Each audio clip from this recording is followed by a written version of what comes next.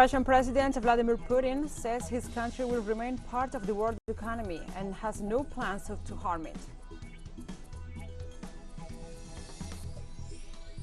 This Thursday was held the 10th high-level meeting of the Peace, Security and Cooperation Framework of the Democratic Republic of the Congo.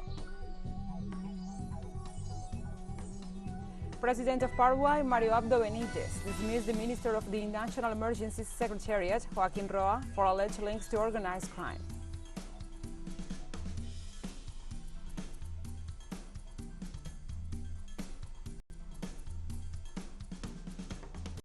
Hello, from the headquarters of Telesur English in Havana, Cuba. This is From the South. I'm your anchor, Gladys Quesada, and these are the news. Russian President Vladimir Putin says his country wants to remain part of the world economy and has no plans to harm it. Russia remains part of the world economy, Putin said during a meeting of big business stakeholders after he ordered troops to conduct a special military operation in Ukraine. Russia remains part of the global economy, and in that respect, as long as it remains part of it, we are not going to damage the system in which we feel we are a part.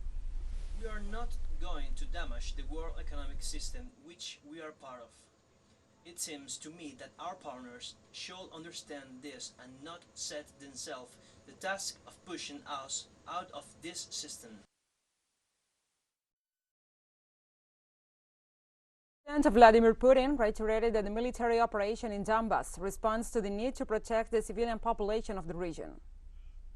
The task of pushing us out. To other informations, early United States President Joe Biden addressed U.S. citizens following Russia's special military operation in the Donbas region.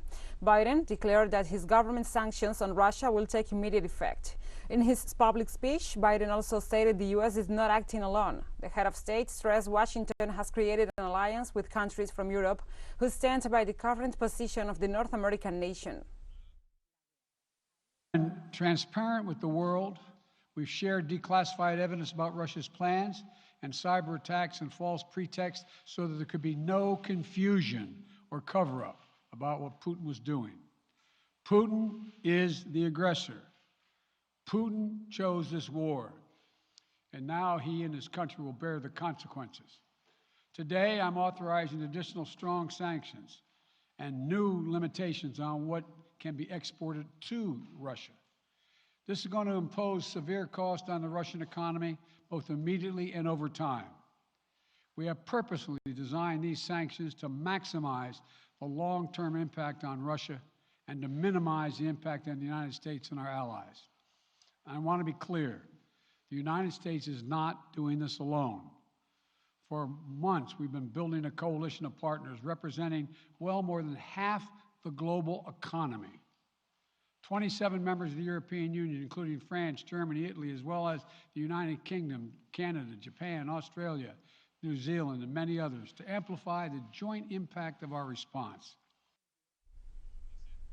Likewise, the White House says the latest sanctions imposed on Russia for its special military operation in Ukraine will ensure that Russian President Vladimir Putin's decision will be a strategic failure. The administration also chose not to sanction Russia's energy sector. We've intentionally scoped our sanctions to deliver severe impact on the Russian economy while minimizing the cost to the U.S. as well as our allies and partners.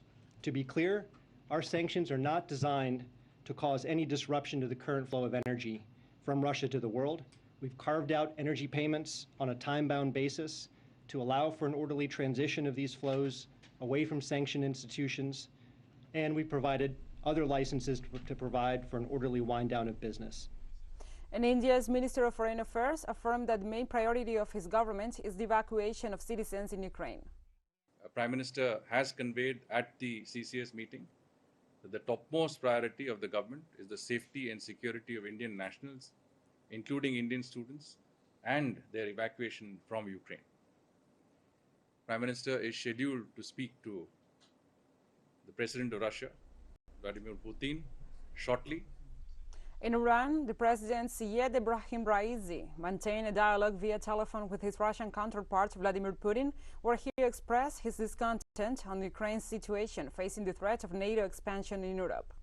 In the telephonic conversation, Iranian president detailed that NATO constitutes a huge threat against stability and security of the independent European countries, but in turn expressed his hope of Ukrainian situation benefits all the nations. On his side, President of Russia Vladimir Putin expressed that special operation made in the east of Ukraine is a legitimate answer to decades of treaties, of security violation and intents of Occident to circumvent the well-being of Russian people.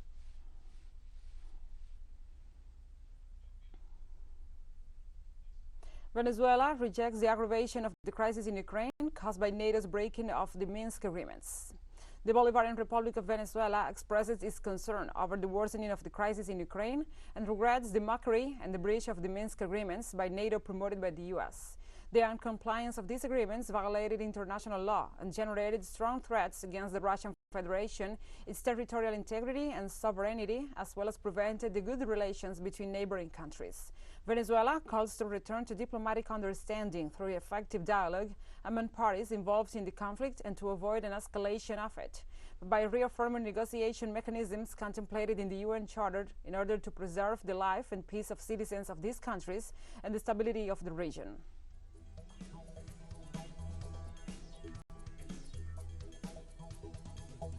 We'll take a short break now. Join us again after this.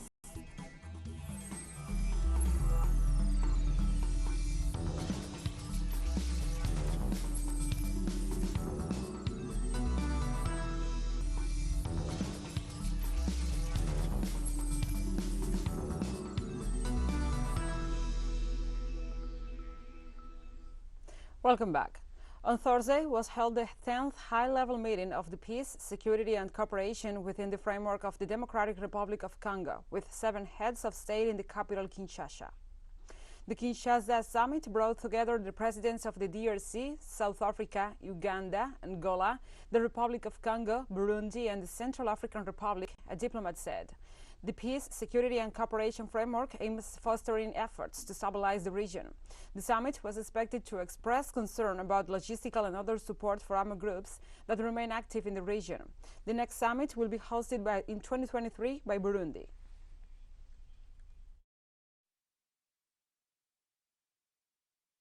In this regard, the repeated attacks carried out by armed groups against the population followed and condemned the actors who support them, whether in terms of supplies and logistic or human resources, or even evading any legal proceedings. Continuing our efforts to consolidate peace and security in the region, and also to bring our peoples closer together through integrated projects that will surely ensure the well-being and development of our respective peoples.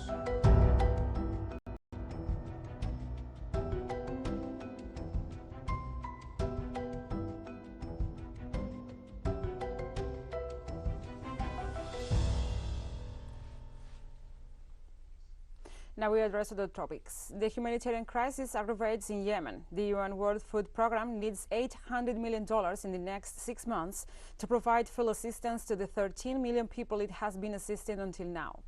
During a 2-day visit to the conflict-ravaged country, the UN World Food Programme Executive Director David Beasley warned about the imminent catastrophe in Yemen as humanitarian funding dries up. The World Food Programme provides food assistance to 13 million people every month in Yemen, but it was forced to halve food rations for 8 million people at the beginning of the year due to the shortage of funding. Without an immediate influx of cash, more severe reductions will be unavoidable, and millions of hungry people may not receive food at all.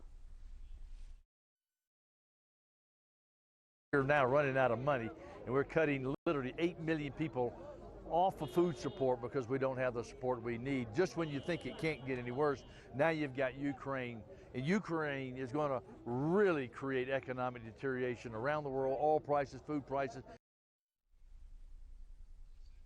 And Spain faces the strongest drought in the last 25 years, I beg your pardon. Rainfall has been 46% lower, affecting farmers and threatening human consumption ahead of the summer, when water shortages are also expected. More details in the following report by our correspondent Sergio Rodrigo. Juan is an avocado farmer on the tropical coast of Spain. The leaves of these fruit trees are dry due to the lack of rainfall in the area where aquifers are becoming increasingly salty. The situation is almost desperate because the lack of precipitation is causing the aquifers not to be refilled, and the conductivity is rising very high. Since we have to draw water from the wells, we have no availability of renewed water due to the lack of rainfall, and this is causing the plants to burn. Avocado is one of the plants that needs more water, but lack of rainfall threatens the sector. On the other hand, ecologists demand a halt to irrigation permits to grow tropical products. When we think about a solution to this problem, we're not satisfied with the kind of soft solutions that Andalusian government is doing to bring a little bit of water from Nerja to here, to bring a little bit of water from the Costa del Sol to here, a little bit of regenerated water, a desalination plant. The moment has come when it is necessary to consider stopping the increase of irrigation. The Viñuela Reservoir is the avocado swamp, which is at 15% of its capacity. One of the problems is the increase in temperatures, according to experts who are warning of water evaporation due to climate change. The prospects of climate change point to a more arid climate in our region. They show a trend to less rain and higher temperatures, which makes the rainfall that falls less effective because it evaporates faster. The Iberian Peninsula is experiencing one of the worst droughts in the last 25 years. Rainfall has fallen by almost half in 1 year, and the worst is expected for the summer. Lack of rainfall threatens human water consumption in Spain, which is facing one of the worst droughts in decades. Sergio Rodrigo y Carlos Gil, Telesur, España. Thank you, Sergio, for this report. And now we move on to other topics. Ravaging fires threaten wild animals in Argentina's wetlands. Conservationists at the Iberian National Park in Argentina are struggling to save animals recently reintroduced to the wetlands reserve amid a wildfire that has consumed more than half of the area. The wetland is among the largest systems of its kind in the world and is rich in biodiversity. Fire has almost reached San Lorenzo Island, where animal wildlife workers are in process of releasing giant otters and jaguars. Conservationists have recaptured some animals and put them in smaller enclosures for safety until fire passes.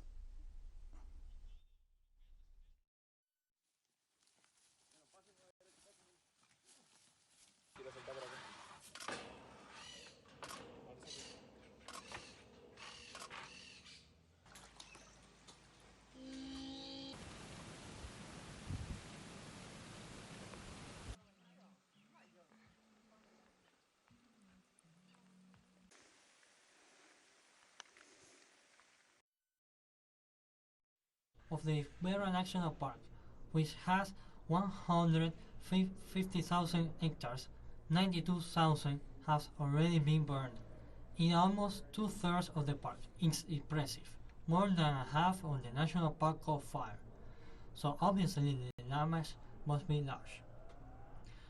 Now it's about to enter San Alonso, and there we have 2 groups of otters and a female jaguar, and we are taking them out. We still need to get one more otter and the female jaguar out just in case. If we want to continue livestock breeding in Iberia, then we are going to have to continue living with fire. There is no other way. Today it's forbidden to burn, as I told another journalist, but a small producer who is raising livestock in that area, if he does not have grass for his cows to eat, and they are all going to die, who cares that it's prohibited?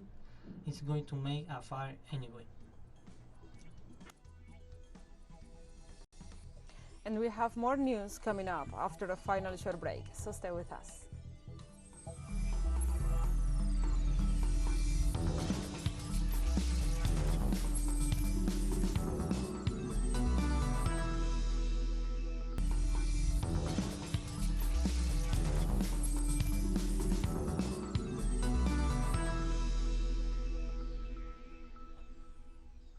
Welcome back to From the South. President of Paraguay, Mario Abdo Benitez, dismissed the Minister of National Emergency Secretariat, Joaquin Roa, for alleged links to organized crime. Local media reported that Joaquin Roa was dismissed after confirming that he acquired the yacht Antares in 2018, this during Ultranza Paraguay operation through Alberto Cube, linked to the company Tapiguaray. Cube is one of the people who were arrested in the framework of operations against organized crime. Miguel Curita, current Chief of Staff of the Senate, was nominated as Roa's replacement.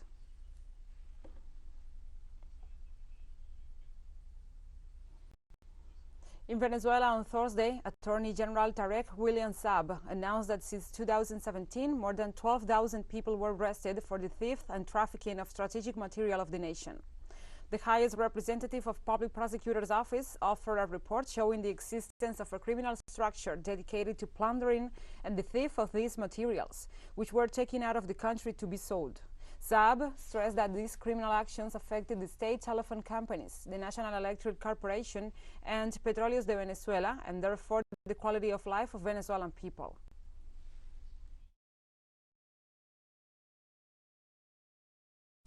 I want to give a very brief balance. Since our arrival at the Public Prosecutor's Office in August 2017, 12,485 people have been arrested for trafficking of strategic material, and they have also been charged. A process that goes first from the initial hearing of presentation, which is the accusation, followed by the preliminary indictment of 5,564 criminals. In Colombia, former Senator Piedad Córdoba offered statements in the context of her incorporation as a victim of the case of crimes committed by members of the security forces during the armed conflict. Córdoba requested the special jurisdiction for peace, its incorporation as a victim in the case of this court that will initiate for crimes committed by the state agents in association with paramilitary groups and third parties during the armed conflict in the South American country.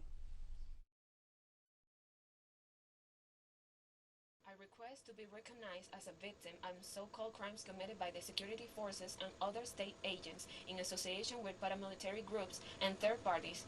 It is a public note that I was a victim of deprivation of liberty, torture, and exile by state agents in association with paramilitary groups, and that recently there has been an attempt to deny such a condition by demanding both the justice and peace process and the special jurisdiction from the victims for peace. I request.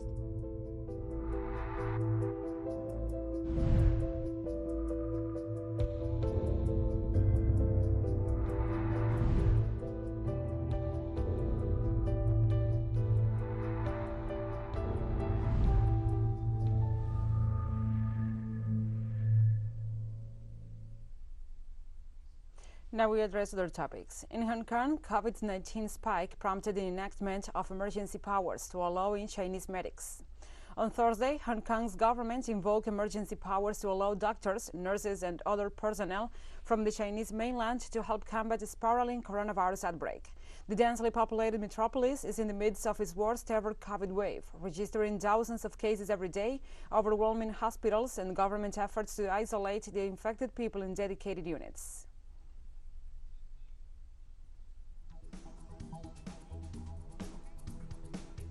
And we have come to the end of this news brief. But remember, you can find this and many other stories on our website at telesurenglish.net. And also, if you feel so inclined, please join us on social media for all the latest news. We are on Facebook, Twitter, Instagram, and Telegram. For Telesur English, I'm Gladys Quesada. Thank you for watching.